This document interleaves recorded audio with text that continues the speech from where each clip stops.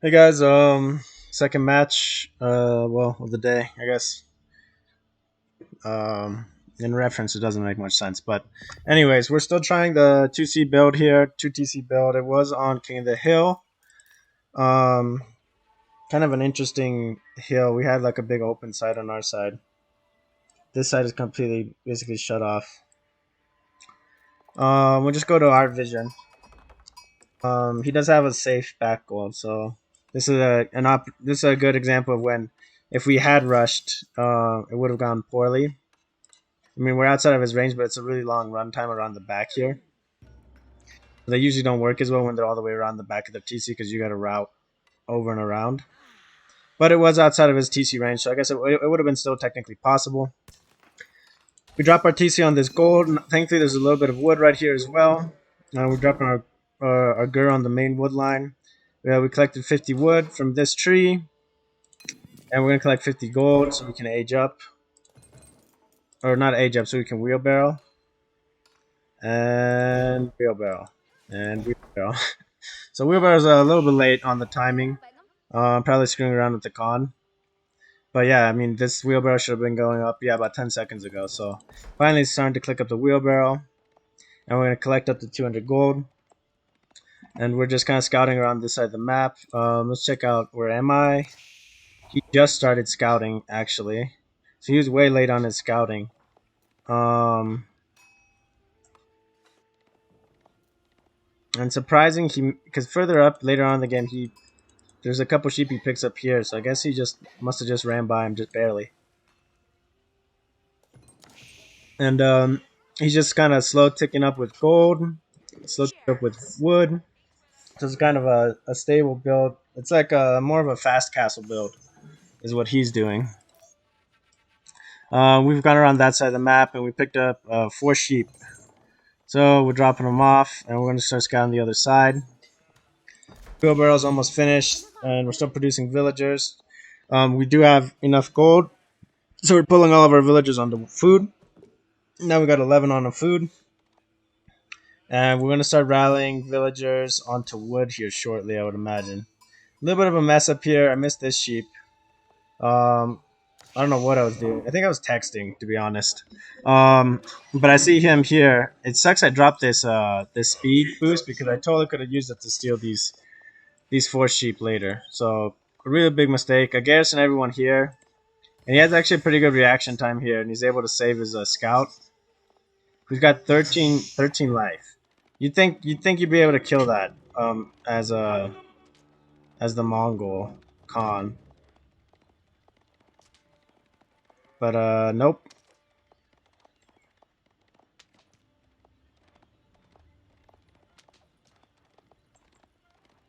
He survives with 4 HP. So if I had that speed up air, that would have been huge.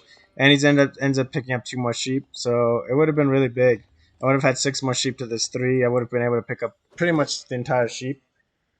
So kind of unfortunate.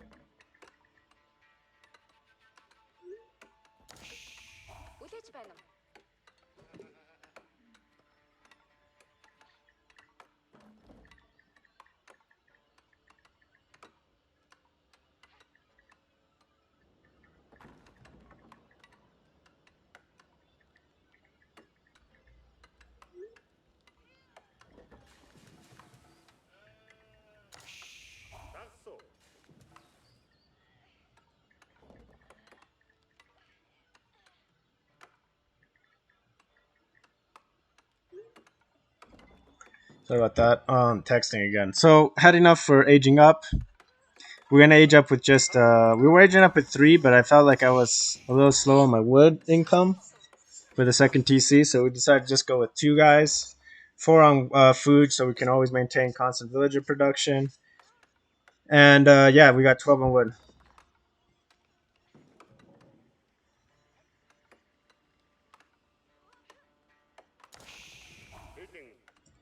We are scouting his base here. We still have these 3 sheep. I was pretty salty that I lost. Not been able to kill that scout.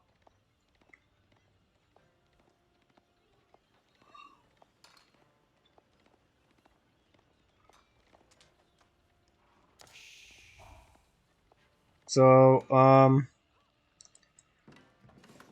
yeah, we were able to do a little bit of harass. He's aging up with just 2, so this is definitely a fast castle play. He's dropping towers. Our Ubu's still going.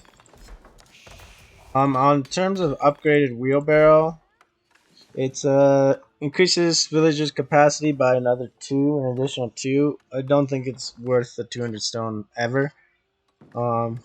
Just by 2 cents. But the big thing is, we have plus 15% movement speed, plus an additional 15% from the deer stones from the yam. So our villagers are moving around a lot faster now. They're getting plus 30%. So that synergizes pretty well there with that early wheelbarrow. We drop off here. We have 904 wood.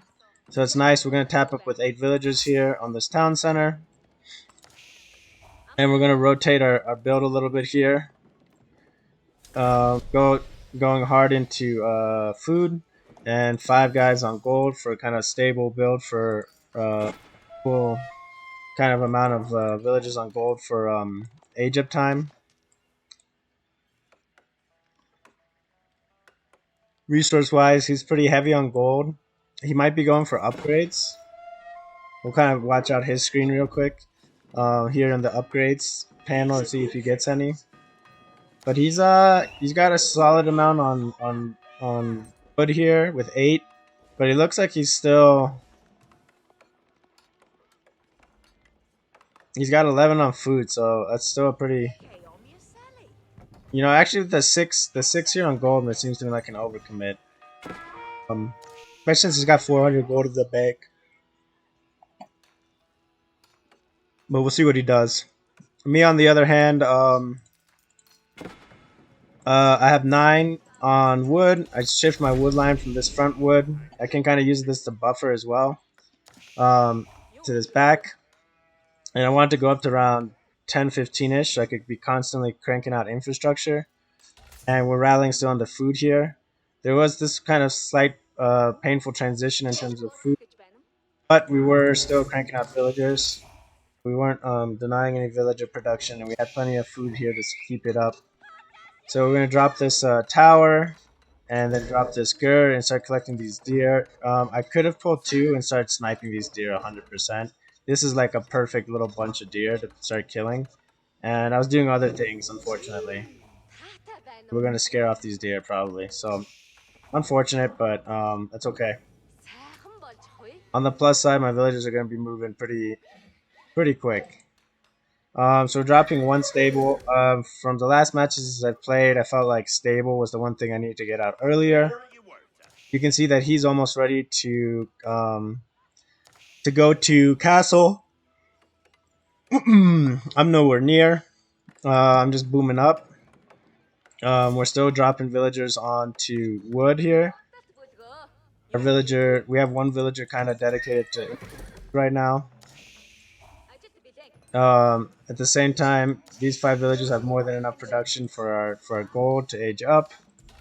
And we're just dropping villagers on food, and we're still. This is gonna be our last villager that rally on the wood. I really didn't want to run short on infrastructure. I feel like sometimes that's what happens, especially with the transition for pastures that I need here. That's why I was kind of focusing on that. These 11 villagers out here on deer are nice, but 1 raid to the side and you could lose them. He is also scouted up here, kind of a sneaky scout position. Kind of sees this lower.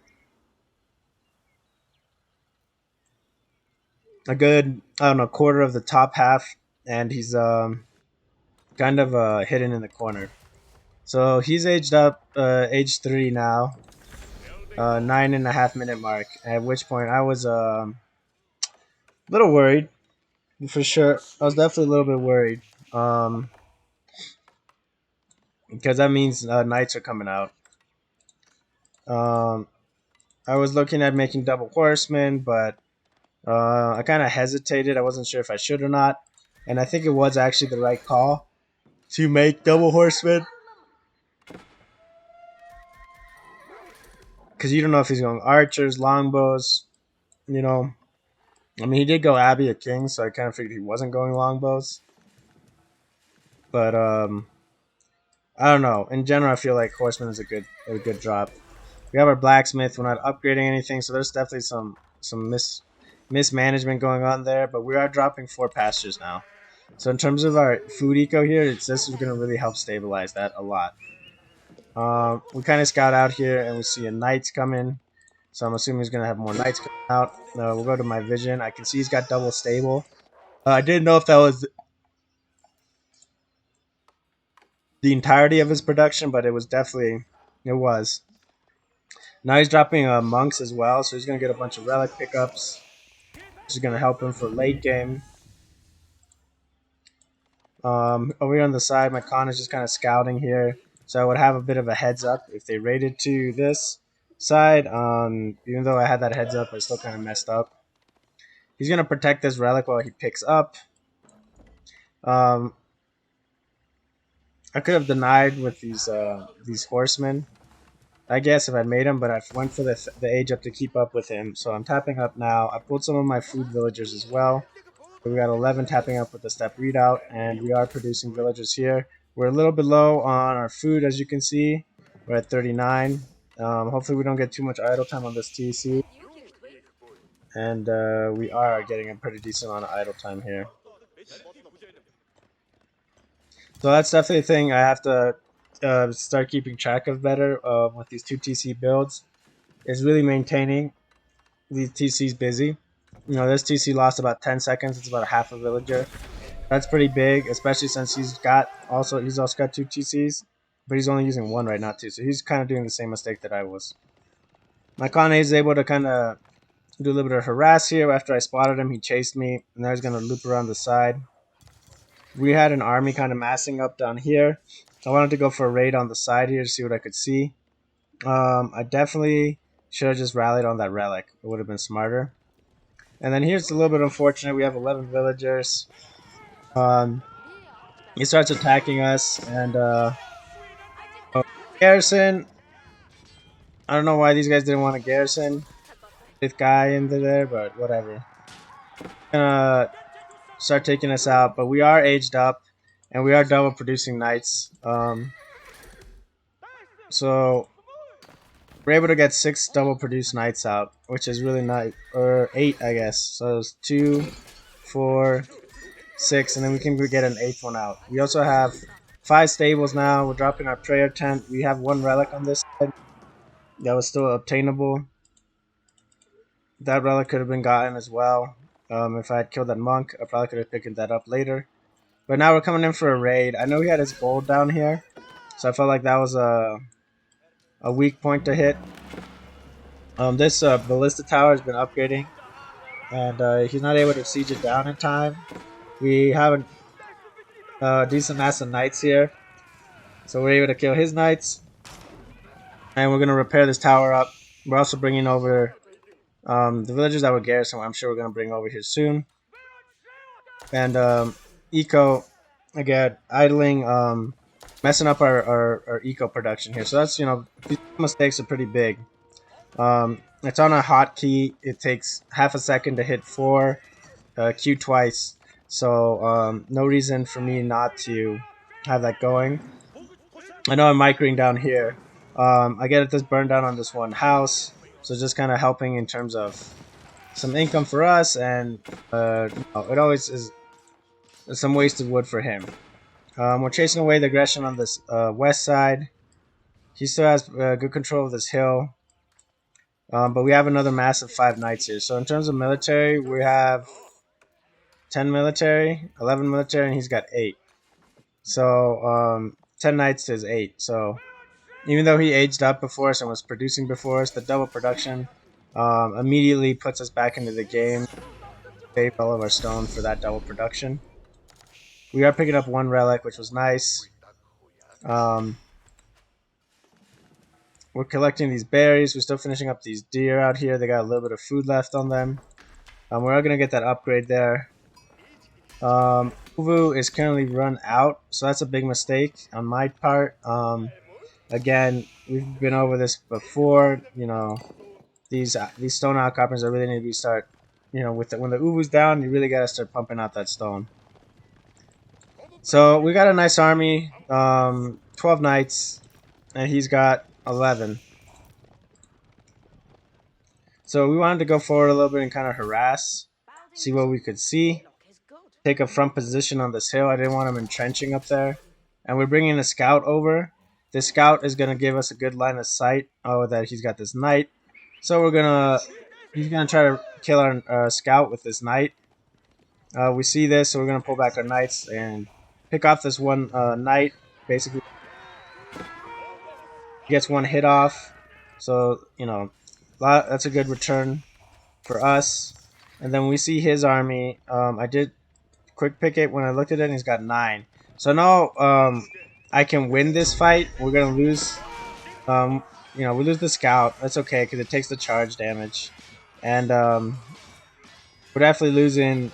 You know, we're gonna lose a good amount of guys here.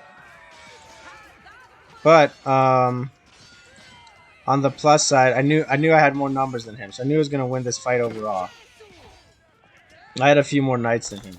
So I took that advantageous fight where I could. I've got a good mass behind this already built. And the key thing here was these 5 stables. You know, really be able to crank out that infrastructure behind this and put on some heavy pressure. We're still having some issues in terms of our macro with our villagers, so we're still propping out more villagers. We are a little bit late on that. I definitely should be getting all 3 of these upgrades by now. I could have dropped another Gur here and another Gur here. One plus is that my villagers do have the yam speed, so that's helping them out quite a bit. Over here we're going for a raid. He saw us building a siege workshop, so I sent a lone knight that mission just to stop the siege workshop production a little bit, and then we were gonna go back and raid his wood line. So it idles all of these villages, which is big. And I think we just fight it out here. We had a good amount of guys. You know, we might lose this whole army if he brings in reinforcements. But I felt like it was going to be a decent trade, a trade that we could take. You know, so we thin out his mass, and it did cost us our guys, but it's no biggie. We are moving the step redoubt up. We're taking up these 15 villagers. We're going to drop 3 towers, enough for garrison capacity. And yeah, we're going to start taking the resources on the hill. At the same time, our priest grabbed that relic, and then there was only one relic for us to grab. So he grabbed the sacred site, which I felt is that puts that timer on. That puts a lot of pressure on. Sacred tracker. Okay, it doesn't say the time. Okay, so yeah, that puts a bunch of pressure on him in terms of having to push this hill now. We grabbed this Uvu up top here, 2400 stone, which is going to be nice. With that as well, I don't know if we upgraded it here or where. This Gur didn't drop, which is pretty annoying. But so we sacrificed that army, but we have 5 more knights on the up there ready. We're getting more on the way. We have the Rangers are building Manga Die Out. I know he's kind of committed to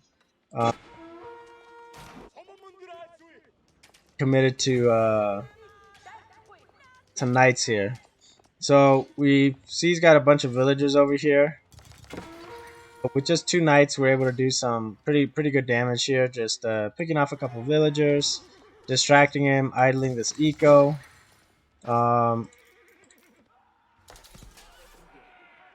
And he's pushing up. I think he must have mined out stone. I'm assuming, yeah, he must have mined out a stone mine there. Yeah, because there was 2 stones here. So he mined out a stone mine. He's gonna keep drop. We'll just pause it here real quick. We have 4 horsemen, 10 knights, and he's got 9 knights, 23 villagers. So if it was just straight knights on villagers, there's a good chance he actually is able to get this keep drop up. but we do have one ballista tower up here. We have one more upgrading, and the big thing is we have Mangadai, 6 Mangadai and a con, so 7 Mangadai basically. That's gonna do absolutely wreck these villages. Not gonna be able to drop with this the Mangadai presence. So starting to get those Mangadai out was a pretty big move. Same time behind this, we can see we have no villagers in queue, so that's kind of a big mistake. Somehow or another, our 10 knights lose to his 4. I want to say, or his 9. Let's see, he's got 24 plus 1 attack, and 5 melee, 5 ranged, and we have the same. We have the same attack. We have 5 range. We don't have 5 melee, so he's doing 1 more damage in terms of his sword. His sword attack is doing 1 more damage than us. So I guess that's how he ended up winning this. Or maybe there's some attacks that we spent on to villagers. I don't know. To be honest, it kind of feels weird that how poorly the Mongol Lancers do. I don't know if there's attack speed involved. 0.52 seconds. 1.5. Oh, what? There's no way. Sword melee, 1.5 second attack speed.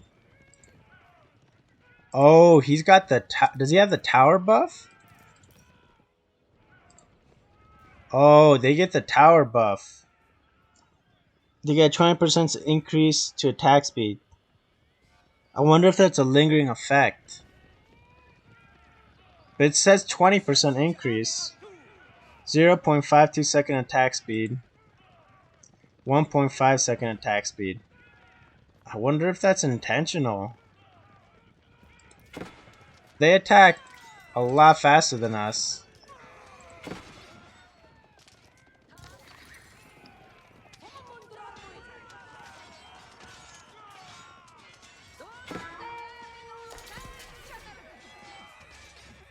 $1.26.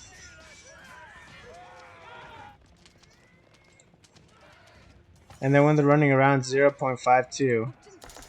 Oh, okay, so they do drop down to 0.52 when they're just running. Okay, I was gonna say that's really weird. So, we'll just reveal map. We win that kind of fight.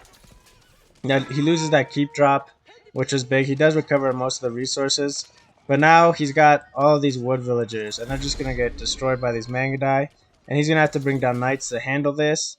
At the same time, we have a decent amount of knights here. We're building villages again. We're getting towers up here, so our eco, getting a little bit of damage in, being more proactive with our raiding, and getting a bunch of damage, and and a lot of production to be able to hold here is the big thing. These five stables are being able to hold pretty well. So at this point, it was pretty much over. We had killed a bunch of villagers here. We just fall back with our surviving Mangadai, and we're rallying our new Mangadai on the side here. While his army is distracted here, we're going to hit from the backside here. And now he must have been... Okay, so he went for gold up here. So that's... I was wondering where he was getting gold. I ended up running all the way up here trying to find his gold. And I didn't realize he was just right next to me getting gold. If we had gone onto there, that would have been big. So here... He's got 9 knights. We're going to lose 1 for free, but we have 11 knights behind this. So,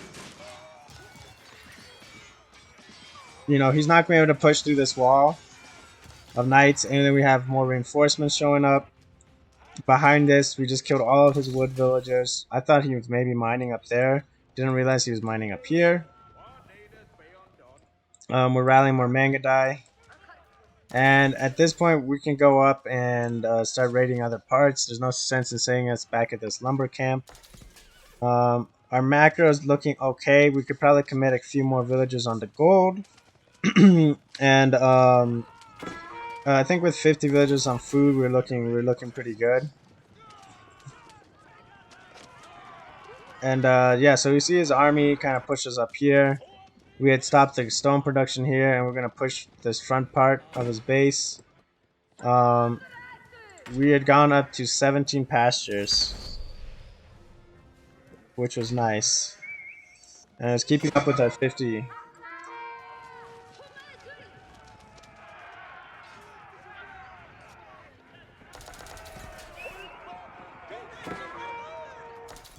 So here we burned down that one first tower, split the army, take out the Treb, and yeah, hitting behind the scenes with Mangadai. So overall, it was a good match. I think the 2TC has potential. We're gonna, keep trying around with it. The big thing is the different style with the 2C. The 2TC is a little bit more APM, I feel like, and it's a little bit constantly keeping track of those 2TC villagers is really important. So yeah, I just hope to kind of get this strat down a little bit better, and I think economy wise, it really helps us to be able to deal with the civs, the other civs ecos. So yeah, thanks for watching, and see you guys on the next one.